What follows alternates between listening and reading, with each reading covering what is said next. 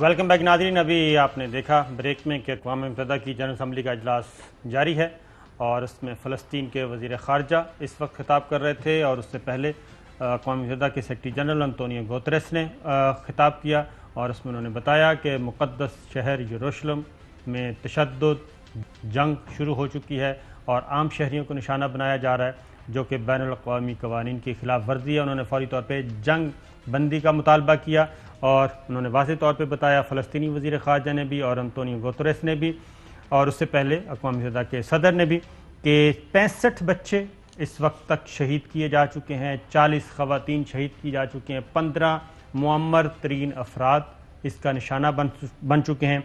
इसके अलावा 50 स्कूलों को निशाना बनाया गया, तबाह कर दिए गए हैं, हस्पतालों को तबाह किया जा रहा है और साथ ही साथ एमनेस्टी इंटरनेशनल ने भी एक डिमांड की है। एमनेस्टी इंटरनेशनल ने डिमांड की है आलमी ताकतों से और ख़ास तौर पे आलमी अदालत फ़ौजदारी से, इंटरनेशनल क्रिमिनल कोर्ट से कि इसराइल के ख़िलाफ़ जंगी जराइम के तहत तहक़ीक़ात की जाएँ, क्योंकि वो जो कुछ यरूशलेम में इस वक्त कर रहा है फ़लस्तीनियों के ख़िलाफ़, आम शहरियों के ख़िलाफ़, वो जंगी जराइम का मुर्तकिब हो रहा है। लिहाजा इसराइल के ख़िलाफ़ जंगी जराइम के तहत मुक़द्दमात चलाए जाएँ। ये एमनेस्टी इंटरनेशनल ने भी डिमांड की है और उसके बाद कतर ने भी ये डिमांड की है, क्योंकि वहाँ पे कतर हिलाल अहमर का हेड क्वार्टर जो है वो भी तबाह कर दिया गया था। कतर गवर्नमेंट ने भी, कतर के वज़ीर ख़ारजा ने ये डिमांड की है कि इसराइल के ख़िलाफ़ जंगी जराइम के तहत मुक़द्दमात दर्ज किए जाएँ।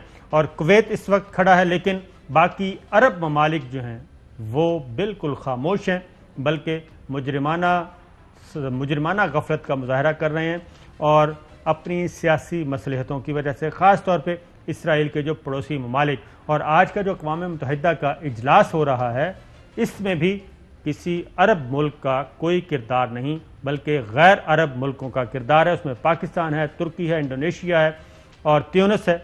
ये ममालिक इस वक्त आगे बढ़े हुए हैं। चौधरी साहब। नहीं, ये बड़ी डेवलपमेंट है, ये जो अक़वाम मुत्तहिदा की जनरल असम्बली का इजलास है। अगर जैसा कि कल आपको शाह महमूद कुरैशी वज़ीर ख़ारजा पाकिस्तान ने कहा कि अगर हम जंग बंदी करवाने में और निहत्ते फ़लस्तीनियों के कत्ले आम को रुकवाने में कामयाब हो जाते हैं तो ये बड़ी कामयाबी होगी, लेकिन हनूज़ दिली दूर है। लेकिन आप देख लें कि कोरोना के इस माहौल में जहां आप अपने घर के साथ वाले घर भी नहीं जाना चाहिए, तो ये वज़राए ख़ारजा इकट्ठे हुए हैं तुर्की में। तुर्की के सदर अर्दगान ने भी पाकिस्तान के किरदार की बड़ी तारीफ़ की है और now they are present in general assembly. और अभी इस वक्त फ़लस्तीनी वज़ीर ख़ारजा की तकरीर चल रही है और सेक्रेटरी जनरल ने भी जो कहा है कि भाई जंग बंदी होनी चाहिए। और उसमें ये भी आपने नोट किया कि उन्होंने कहा कि इसराइल के अंदर भी जो मिसाइल गिर रहे हैं उससे उनके लोग मर रहे हैं।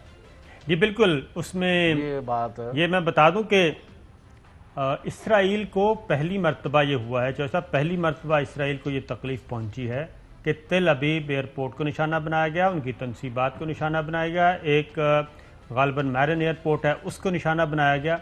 ऐसी बात नहीं है। फिर ये है कि उनके फ़िज़ाई जो हवाई अड्डे हैं वो तो बंद हो ही गए हैं और तमाम गैर मुल्की परवाज़ें कमोबेश इस वक्त बंद हैं। सिर्फ 10% परवाज़ें वो भी इसराइल की अपनी जो हैं वो ऑपरेट कर रही हैं।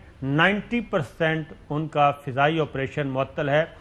इसराइल की फ़िज़ाई हदूद में कोई नहीं जा रहा इसी वजह से।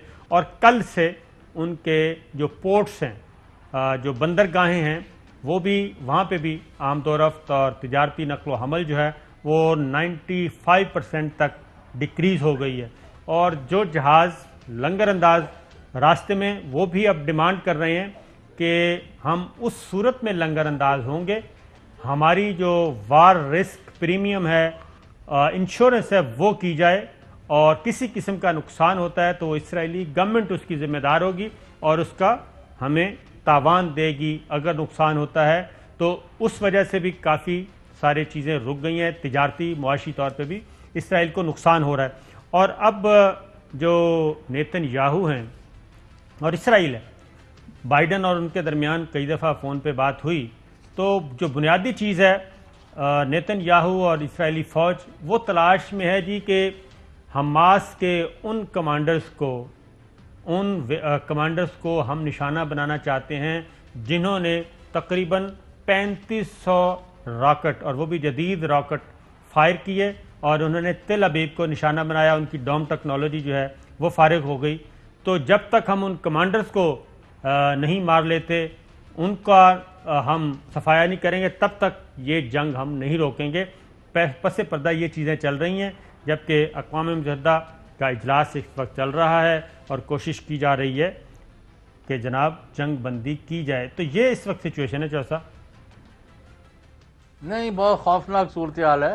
اور جس طرح بچوں کو، عورتوں کو، عام شہریوں کو اور میڈیا کو اور یعنی ان کے یعنی تنصیبات جو ہیں، ہے ہی کیا غزہ میں چھوٹا سا ایک جگہ ہے، 40 میل یا کتنا رقبہ ہے اور چند یعنی کچھ لاکھوں میں آبادی ہے. اس میں جو صاحب 20 منٹ میں 125 حملے کیے گئے. جی ہاں، وہ الگ بات ہے کہ اب اس نے واویلا مچایا ہوا اسرائیل نے کہ ہماری طرف 4000 راکٹ جو ہے وہ فائر کیے گئے ہیں اور ہمارے نقصانات ہو رہے ہیں اور سویلین کو، اور ہمارے خیال ان کا کیس ہی ہے کہ یہ دہشت. وہی بچے، کیا آپ دیکھ نہیں رہے بچوں کو باندھ کے لمبی رسی کے ساتھ بچوں کو باندھا ہوا ہے اور ان کو ایک طرف سے مارنا شروع کرتے ہیں. وہ تو دیکھا نہیں جاتا منظر. جی ہاں، اور کس طرح وہاں یعنی بچھاڑ کی جاتی ہے، بم پھینکے جا رہے ہیں اور کس طرح گولیاں برسائی جا رہی ہیں. یہ صحافیوں کی نہتے لوگوں کو اس طرح 4 فلسطینی نشانہ بنایا صحافی جاتا. جیسے 4 فلسطینی صحافی پرسوں شہید ہوئے وہاں پہ اسرائیل کے، اور اس کے بعد میڈیا ہاؤس جو تمام غیر ملکی ذرائع ابلاغ کا میڈیا ہاؤس تھا وہ تباہ کیا.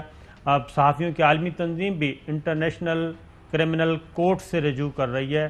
وہ بھی یہ کہہ رہی ہے کہ انہوں نے عالمی قوانین کی دھجیاں اٹھائی ہیں، اس لیے ان کے خلاف بھی کارروائی کی جائے. تو اسرائیل پہ پریشر تو بڑھ رہا ہے، لیکن ایک واحد ہے جناب امریکہ، اور وہ اس غنڈہ گردی کو سپورٹ کر رہا ہے. اس کے علاوہ کوئی اور ملک نہیں ہے.